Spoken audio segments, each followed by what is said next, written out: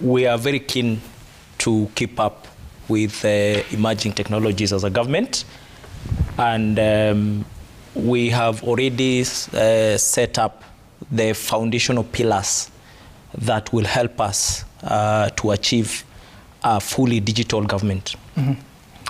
And like Agnes has clearly indicated, if the institutions that keep data and keep it well for a long time is government institutions. So the first thing that we need to do, which we're already doing, is to digitize these government records and put the data in a format that, first of all, is accessible through these technologies, and also a format that can be shared across different platforms. The second thing that we must address ourselves to is the legal and regulatory framework that we must put in place.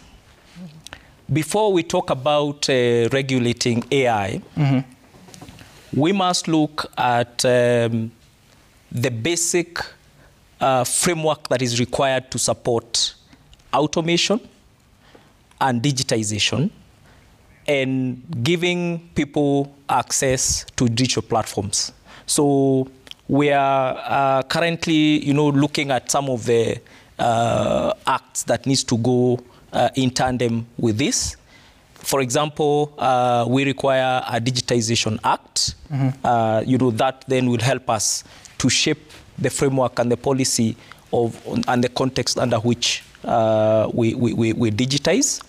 We're also looking at the issues of governance of IDs, because the issue of digital ID then becomes central to digitization. Okay. And then on top of that is just closely to what Agnes has talked about. Right. We have a lot of data across government that has been built over time, a lot of systems that have been built over time. And most of these systems are sitting in silos.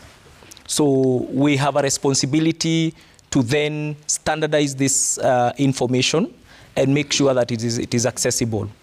Previously we've been talking about consolidation of data.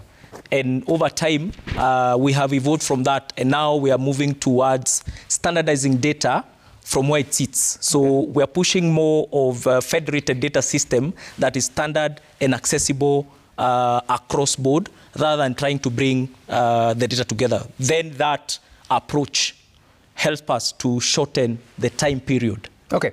So I get